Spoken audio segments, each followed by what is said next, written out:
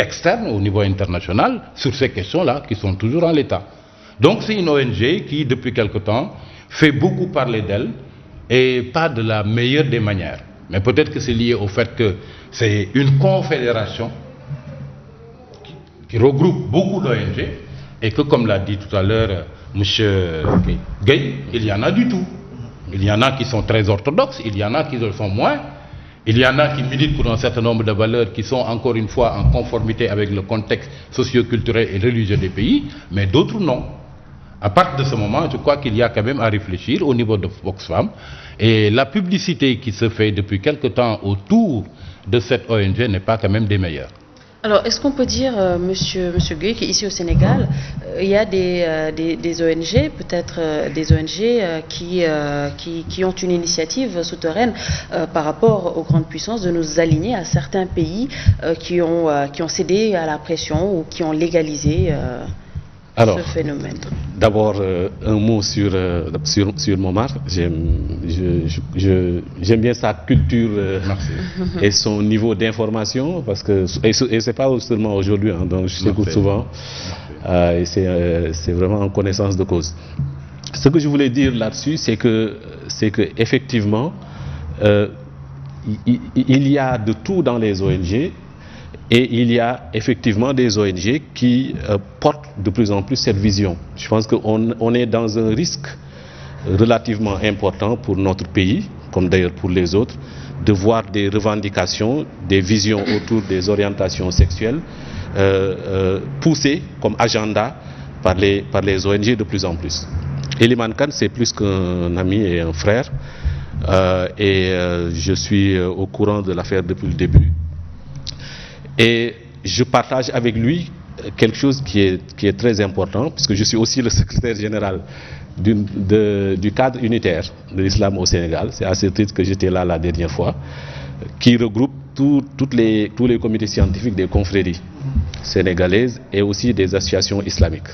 Et à ce titre, je suis moi-même une sentinelle par rapport à nos valeurs, par rapport à notre patrimoine immatériel, par rapport à nos vertus, et à l'exceptionnalité du Sénégal, par rapport à sa cohésion, par rapport aux choses que nous pouvons accepter de l'extérieur et aux choses que nous devons consolider de l'intérieur. Et de ce point de vue-là, je pense que nous sommes tous des Eliman Kane pour défendre le Sénégal, défendre la société sénégalaise par rapport à tous les risques que nous encourons. Qui passent partout, par certaines ONG, par la radio, par la télévision, même par les matchs de football. On vient de terminer la Coupe du Monde. Là, certaines filles sont ouvertement homosexuelles ou lesbiennes, le revendiquent, utilisent le sport pour le promouvoir. Donc ce risque-là nous entoure et veut entrer de partout. Donc nous devons tous être des sentinelles. L'État, je l'ai dit tout à l'heure, il a un dispositif, mais aussi toutes les organisations qui travaillent pour la consolidation de ce vivre ensemble sénégalais. Pour ce qui concerne maintenant Oxfam, ne l'oublions pas, c'est une organisation qui est là depuis des dizaines d'années, qui a beaucoup fait pour même structurer ou aider à structurer la société civile sénégalaise, qui est membre fondateur du CONGAT, on l'oublie, et qui est aussi membre fondateur de l'organisation que je représente ici, ONGIS, qui est beaucoup d'associations qui sont au plus près des populations pour les aider, donc qui fait beaucoup de choses positives. Si dans le débat qu'il y a aujourd'hui, il y a deux choses. Il y a le reproche qu'on fait à Eliman Kane d'être trop présent sur l'espace public avec des revendications sur la question de la gestion des ressources naturelles. Vous devinez de quoi je parle. Et de ce point de vue-là, il y a un petit problème. Il y a un conflit d'intérêts. Il y a un conflit d'intérêts.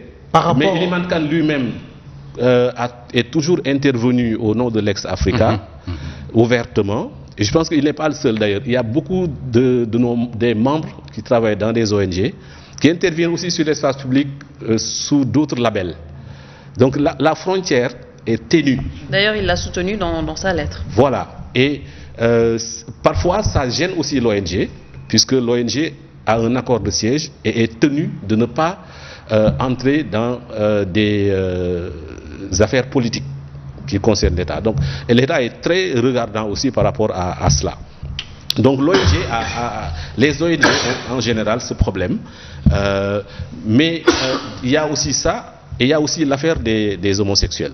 Et évidemment, l'ONG, comme l'a dit la presse, ne met pas en avant cette affaire des homosexuels, met en avant les fautes lourdes, entre guillemets, qu'ils ont reprochées à Eliman.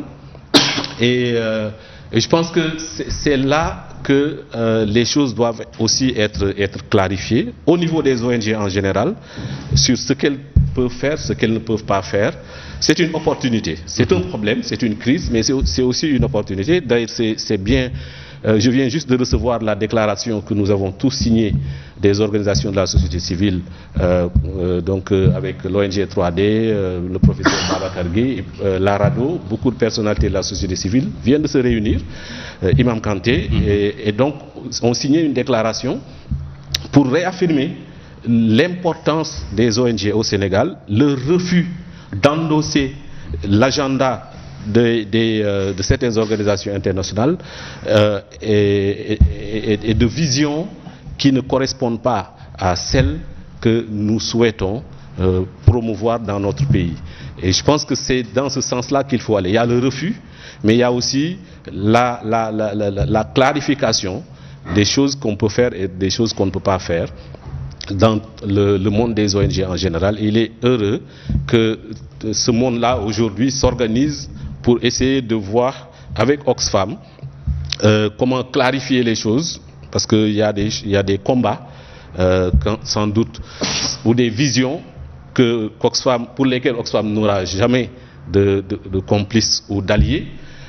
Et je pense que ce problème avec Eliman est une opportunité pour clarifier ça aussi pour toutes les ONG. Le droit des minorités, ça existe, même ici au Sénégal, mais ça ne veut pas dire protéger, promouvoir, demander la responsabilisation des minorités à orientation sexuelle. Ceci, personne, je pense, ne l'acceptera dans ce pays. Alors. Oui, en fait, une question fermée, avant de venir à Momar, une question fermée, mais qui finance plus? Est-ce que ce sont les ONG d'obédience occidentale qui captent beaucoup plus de fonds, ou celles-là qui sont d'obédience arabe? Oh, ça n'a rien à voir. L'histoire des ONG arabes, comme vous les appelez, c'est plus récent. Là, il y a une philanthropie très diversifiée qui existe depuis le 19e siècle et qui s'est prolongée jusqu'à aujourd'hui, qui a effectivement, et je le dis tout le temps, qui a aussi des relents colonialistes, mais qui a aussi ses bénéficiaires, qui est aussi construit autour d'un partenariat avec l'État. Un des points qui est très intéressant dans le programme d'investissement que l'ONG co-signe avec l'État, c'est quelle est la correspondance entre ce que l'ONG va faire et les priorités de l'État. Rien ne sort des priorités de l'État. Okay. Alors maman, j'ai posé la question parce que apparemment c'est un couteau à double tranchant. Et d'un côté, on accuse ou on pointe du doigt certaines ONG de vouloir travailler dans la promotion des contre-valeurs LGBT, mais d'un autre côté également, les ONG qui travaillent avec le monde arabe sont également pointés du doigt comme recevant de financement pour des orientations de nature religieuse. Mais au-delà de tous ces constats, par prolongement, est-ce que ce que Obama n'a pas réussi à forcer à Macky Sall, des ONG peuvent le réussir également? Écoutez, encore une fois, je parle sous le contrôle de M. Gueye qui maîtrise beaucoup plus cette matière que moi. Mais de toutes les façons, c'est depuis quelque temps qu'on commence à beaucoup parler des ONG.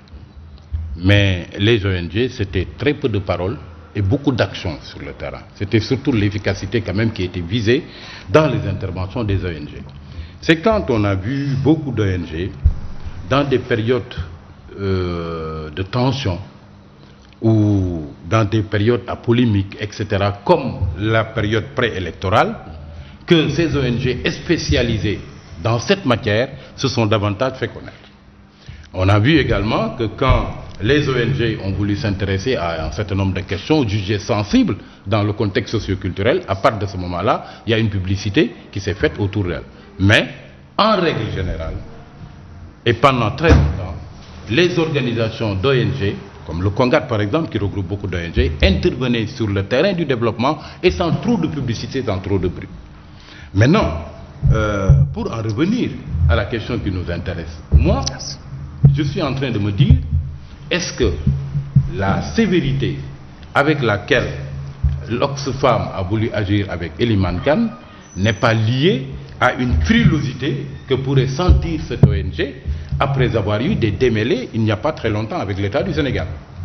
Parce que ce qui me le fait dire, c'est qu'en réalité, Oxfam a eu à gérer un fonds destiné uniquement à la transparence dans la gestion des ressources naturelles.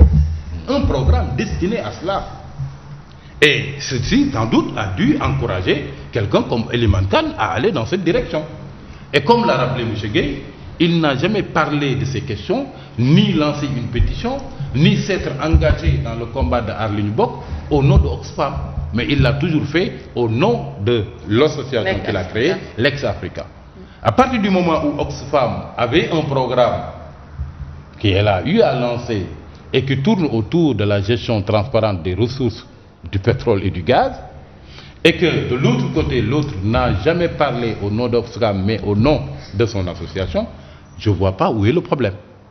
Je crois que, sans doute, l'Oxfam, les responsables ont dû avoir été douchés par la récente polémique qu'ils ont eue avec le gouvernement du Sénégal, ce qui peut les incliner à ne pas laisser trop faire Eliman Khan et à vouloir être un peu en retrait par rapport à cette question particulièrement sensible aux yeux de nos autorités. C'est l'explication que j'essaie de me donner par rapport à cette sévérité-là, que je trouve très bizarre de la part d'Oxfam vis-à-vis d'Eliman. Alors, mais Momar, on parle quand même aussi de promotion de la sexualité par rapport à certaines ONG, mais est-ce que le simple fait de l'accepter au sein d'une ONG, est-ce qu'on peut parler dans ce cas, est-ce qu'on peut faire le rapprochement par rapport à une quelconque promotion? Par rapport à une quelconque promotion de l'homosexualité, promouvoir l'homosexualité, est-ce qu'on peut l'assimiler à une simple fait de l'accepter au sein de son entreprise ou de son ONG? C'est la question qui est sensible et c'est pour cette raison qu'elle apparaît à première vue et qu'elle est portée en épingle. Mais j'ai insisté ici pour dire que ce pourquoi militent beaucoup d'ONG, c'est les droits de l'homme. Et les droits des minorités sont partie intégrante de ces droits de l'homme. À partir du moment où vous faisiez de la défense des droits de l'homme votre cheval de bataille, écoutez, les droits des minorités aussi, vous songez à les préserver. Et bon, maintenant, il se trouve que à chaque pays, ses réalités socio-culturelles ou religieuses. Même si ces droits des minorités, ils sont bannis par le code pénal. Parce que l'acte contre nature, même si ce n'est pas de manière explicite qu'on ne fait allusion à l'homosexualité, au lesbianisme dans le code de procédure pénale ou dans le code pénal, mais le code pénal condamne tout acte contre nature. Je pense que la question telle qu'elle est posée tout à l'heure, elle est intéressante. Je pense que si le président de la République lui-même, devant Obama et dans le blanc des yeux, lui dit que nous ne ferons pas ça, quand il l'a fait, nous l'avons tous salué comme une position courageuse. Et je pense que... Même s'il avait dit pour le moment. Nous ne sommes pas encore prêts. Le moment. Mais je pense que pour le moment, très longtemps. Parce qu'il y a beaucoup d'organisations et je pense que toute la société sénégalaise se dressera. Réfractaire très réfractaire par rapport à ça. Et je pense que tous les bailleurs, nos partenaires comprennent ça. Et c'est pour ça que sans doute certains continuent à tenter. Mais si on revient sur l'affaire Oxfam, d'abord, Oxfam va sans doute se défendre. Je ne suis pas là pour les défendre. Ils vont dire ce qui se passe réellement. Je pense qu'il y a aussi des discussions auprès de l'inspection du travail autour de ce cas précis. Mais globalement, toutes les ONG essayent de respecter au plus près la législation sénégalaise, dont celle-là, dont celle qui concerne la question de l'homosexualité. Et comme j'ai dit, il y a un dispositif au niveau du ministère de l'Intérieur qui est très solide pour empêcher cette dérive-là et d'autres. Donc on peut leur faire confiance. Maintenant, comme je dis, il y a aussi d'autres entrées, d'autres portes d'entrée possibles. Ne l'oublions pas. Les mêmes principes qui sont mis dans les textes ou les propositions de financement sont aussi le fait des Nations Unies, de la Banque mondiale. Il y a également la pression de certains partenaires techniques et financiers. On se le rappelle de certains pays. On se rappelle, M. Gueye, de l'affaire des homosexuels en décembre 2008, qui avait été arrêté à Sicap Mbao. Il y a eu une pression émanant justement de membres assez influents du gouvernement français sous l'ère Nicolas Sarkozy, oui, et qui avait conduit à la libération de ces jeunes-là. Je pense que c'est une orientation qui va s'accentuer. Ce sont des pressions qui vont s'accentuer, puisque il faut dire les choses. Beaucoup d'organisations internationales sont dirigées aujourd'hui par des homosexuels. Beaucoup d'institutions mettent en avant cette revendication d'une plus grande liberté, d'une remise en question de la famille telle qu'elle était connue. Et c'est autour de tout ça aussi qu'il faut discuter, même au niveau des ONG. Moi, je pense que au niveau des ONG, on doit se demander quel est véritablement l'intérêt de la société sénégalaise dans le sens de son progrès. Est-ce que c'est que la famille se consolide, que les gens soient plus éduqués, qu'il y ait plus de santé, que les familles se disloquent moins, que la famille, ses valeurs et tout ça soient préservées, plus que encourager l'individualisation, la libération du comportement d'une communauté jugée minoritaire. Non, et même du comportement en général. Parce que ce qu'on encourage, c'est la libération totale. Et ça, nous savons que dans notre société, on ne doit pas encourager en tout cas une libération totale. C'est la même chose quand on prend l'affaire des enfants. On nous dit aujourd'hui que pour certains principes, il faut que l'enfant soit libre, qu'il puisse même dénoncer ses parents s'il y a des problèmes. Voilà. Si on nous oriente vers ça, il y aura forcément un hiatus entre ce que veut la société sénégalaise et ce que veut le monde des ONG. Et ça, il faudra vraiment l'éviter. Il faut que les ONG se remettent en question globalement et encouragent leurs membres à continuer à refuser d'être le porte-voix ou en tout cas le relais de certaines tentatives pour amener des choses qui sont négatives pour la marche de la société sénégalaise. Mais est-ce qu'alors on peut croire, ou bien est-ce qu'il y a un risque qu'ils imposent leur vision à une quelconque société? Oui, je pense que oui. Je pense qu'il y a des risques.